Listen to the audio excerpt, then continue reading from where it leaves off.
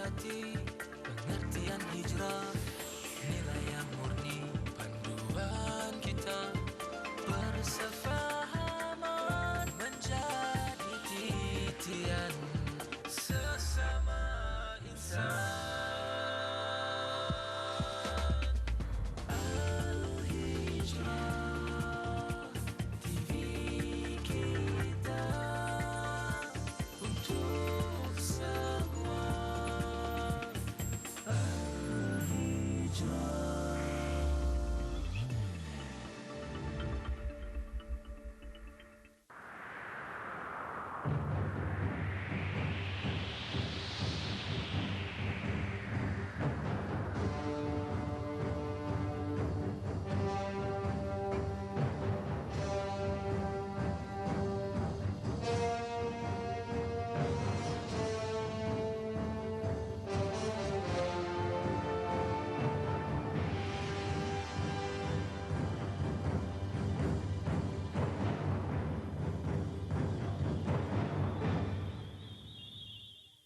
Bukti-bukti palsu evolusi. Dalam film Bukti-bukti palsu evolusi sebelum ini, kita lihat sesetengah para penyokong evolusi menghasilkan bukti-bukti palsu sebagai sebahagian daripada usaha mereka untuk mengekalkan teori mereka. Kita telah menyaksikan bagaimana setiap langkah teori evolusi disangkal oleh sains dan bagaimana ia adalah satu penipuan yang dikekalkan dengan pelbagai cara penipuan untuk menutup hakikat penciptaan.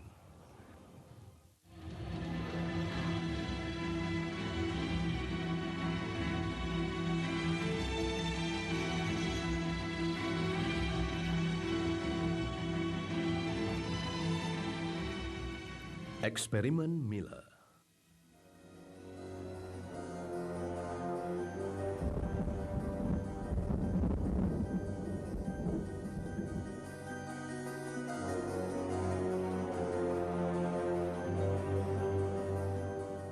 Para penyokong evolusi secara amnya merujuk eksperimen Miller sebagai keterangan bagi tuntutan mereka mengenai apa yang mereka katakan sebagai kehidupan primitif yang muncul di bumi secara spontan.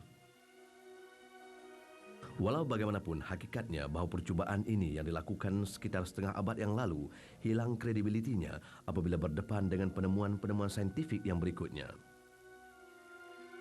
Pada tahun 1953, ahli kimia Amerika Stanley Miller melakukan percubaan untuk menyokong senario evolusi molekul.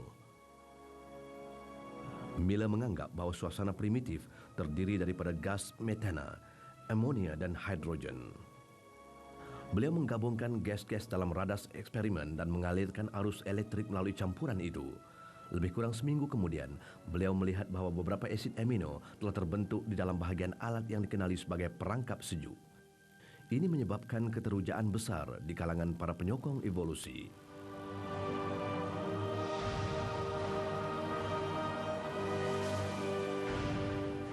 Dalam tempoh 20 tahun akan datang, para penyokong evolusi tertentu seperti Sidney Fox dan Cyril Ponampéruma cuba untuk meneruskan senario Miller. Penemuan-penemuan yang dibuat pada tahun 1970-an bagaimanapun menidakkan usaha evolusionis ini yang dikenali sebagai atmosfera eksperimen asal. Kerana penemuan saintifik menunjukkan bahawa suasana primitif di bumi tidak hanya terdiri daripada gas metana dan amonia seperti yang Miller telah hipotesiskan, tetapi nitrogen, karbon dioksida dan uap.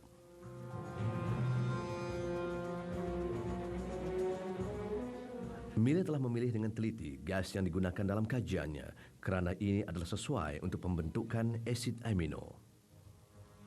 Walau bagaimanapun, struktur atmosfera dalam dunia purba adalah sudah pasti tidak sesuai dengan kemunculan asid amino. Mereka juga sedar bahawa terdapat tahap bebas oksigen yang tinggi dalam suasana purbakala. Ini menjadikan senario evolusionis tidak sah kerana ia adalah jelas bahawa oksigen bebas akan memecahkan asid amino dengan segera. Selain itu, Miller campur tangan dalam percubaan melalui pelbagai mekanisme sedar seperti perangkap sejuk.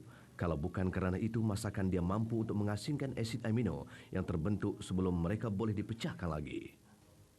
Dan kalau tidak kerana peralatan seperti perangkap sejuk, sumber percikan api dan bahan kimia lain yang muncul semasa percubaannya, asid amino yang muncul akan segera dipecahkan lagi.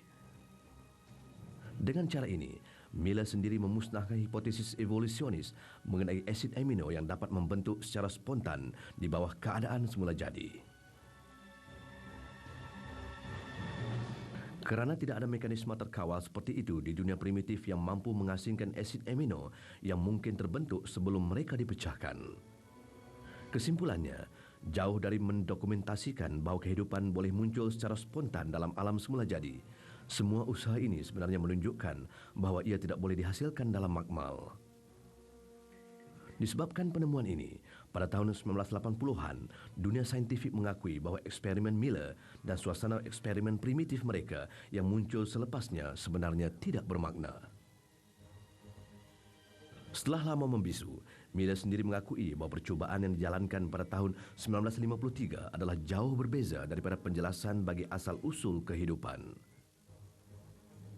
Evolusionis dan ahli sains Harold Urey yang melakukan percubaan yang berkenaan bersama-sama dengan Miller telah membuat pengakuan berikut. Semua yang mengkaji asal kehidupan mendapati bahawa lebih banyak kita melihat ke dalamnya, semakin kita rasa ia adalah terlalu rumit untuk berkembang di mana-mana sahaja. Kita semua percaya sebagai satu arti